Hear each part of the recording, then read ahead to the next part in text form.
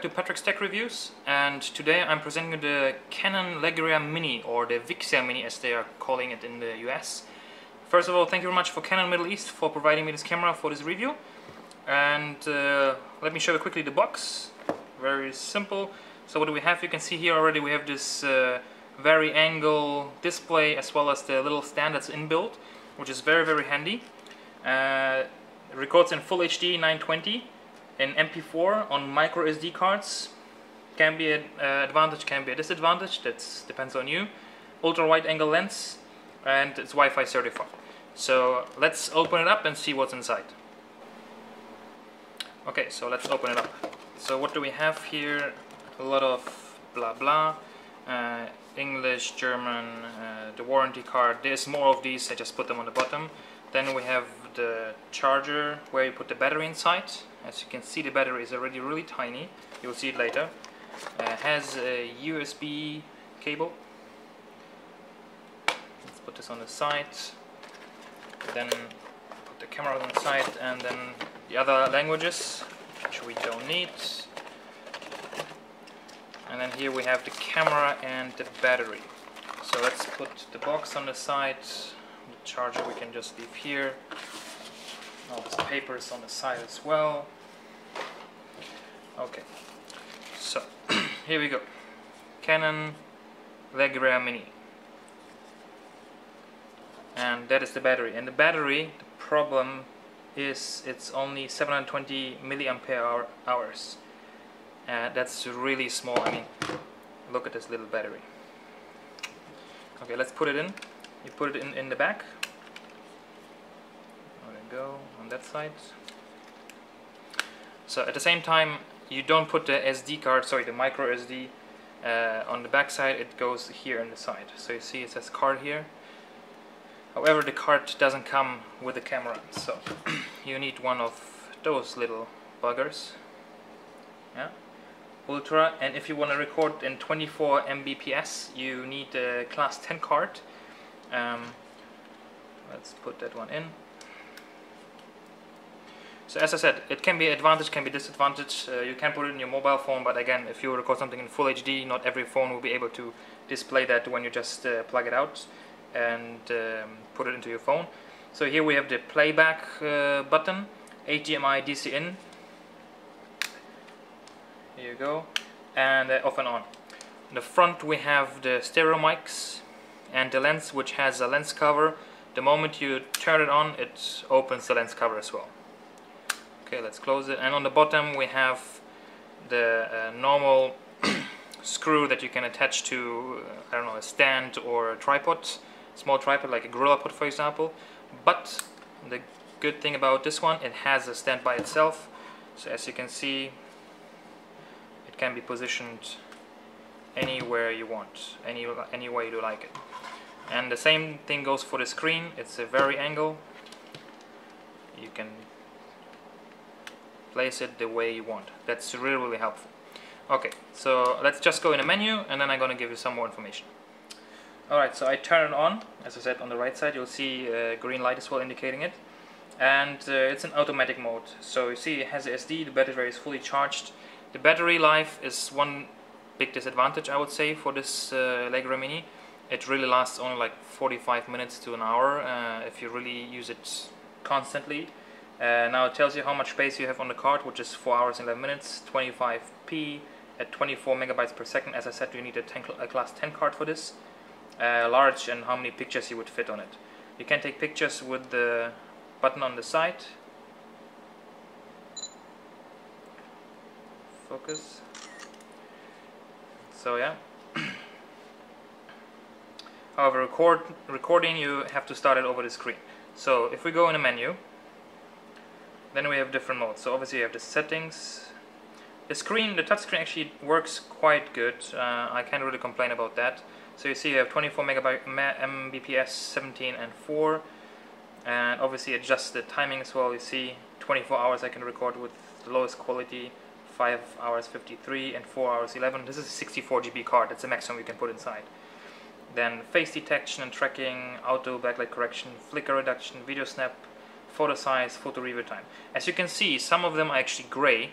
which means you cannot select them if you're in the highest quality. So, well, believe it or not, actually I was not able to get into any of these four. So it seems like they're on all the time and you can't turn them off in any of the settings. I really went through all the quality settings, everything. I just can't turn them off, or on for that matter. They are basically on. Okay, so what else do we have? Then we have the audio scenes. So we have standards. Let me go here. Speech. Sorry. See, sometimes it's not working very good. Music, forest, noise suppression in the car. I found that standard actually works quite good and brings the sound best from what I recorded basically in the scenes. And then you have the special recording modes, which are normal recording. Then you have interval recording, and there you can record in different intervals. So interval recording would be anything from 5 second, 10 second, 30 second, 1 minute or 10-minute intervals.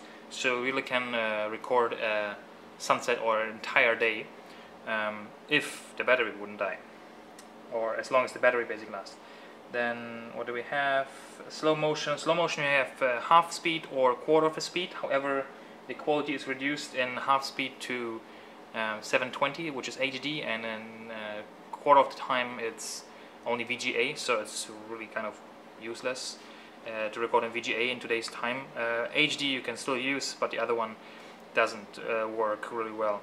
Problem at the same time is it doesn't record any sound, so you would have to, when you upload this to anything, put some music in the background. But again, what else we have? Fast motion.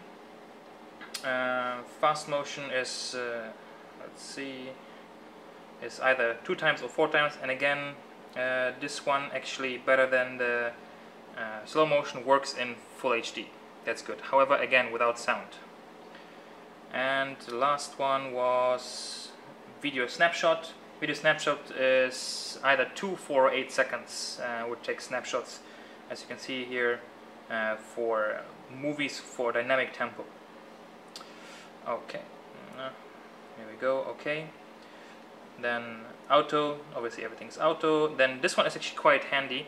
It's a mirror image, so it will turn basically, it would turn it the other way around. So if you're standing, for example, in the left side of the room and you press that button, you'll suddenly stand in the right side of the room. However, the writing obviously is going to mirror as well, so that thing. And we have detect orientation, which is really good. So basically, if you put your camera on a stand like that, or hang it in the car, which I was using basically, it records normal. If you put it other way around, it will detect it and put it upside down. So all the menu basically will go this way as well, which is really very handy. So that feature I like. Self-timer, and you have remote control streaming. So what it does actually, you can connect your Legria Mini through to, in my case, iPhone, and there is an app for it, and then you can control your Legria Mini over the iPhone or over that app. It works, takes quite a little time to set it up because you have to type in a password and connect to the Wi-Fi or to the phone basically, and there is a lag as well between the camera and the phone. So it's a gimmick that I wouldn't really use. Alright, so I'm gonna show you now a few different videos which I recorded over the day, over the last 2 days, and hopefully you will see. So in general, what I think about the camera, I do like the concept. Let me just turn it off because the battery is, as I said, not the best.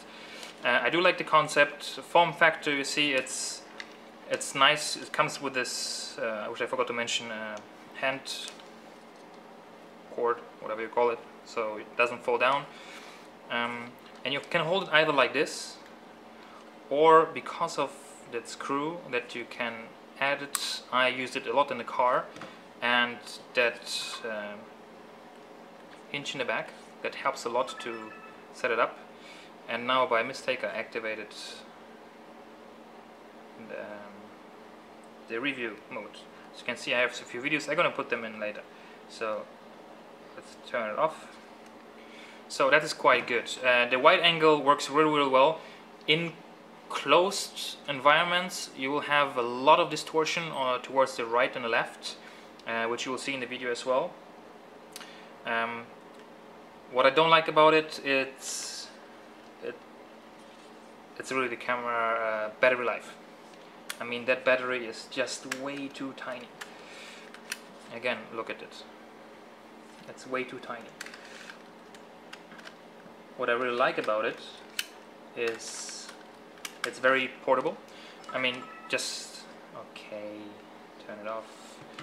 And now, that's a GoPro Hero 3, right? Just as a comparison. Obviously, it's kind of smaller. This one has a battery pack on it now. Then I have a EOS M. Canon EOS M, again, you see the difference. And what is more interesting to see actually is the comparison to the new model of the Legria Mini, which is the Legria Mini X. So let's just put this one next to each other, and that I'm going to review in a different video. If you like this video, please share it, like it, comment below, leave a thumbs up. Ask any questions you have. I still have the camera for another week, so I can give you more examples if you really would like to see, and give you advice on it. Then you can compare these two as well, which I'm going to do for you. And price-wise, in the Middle East or in Dubai, the Legria Mini comes at 1,299, and the Legria Mini X is 1,599. So there's a 300 dirham difference, a 60 euro difference. Is it worth upgrading from this to this if you have this one?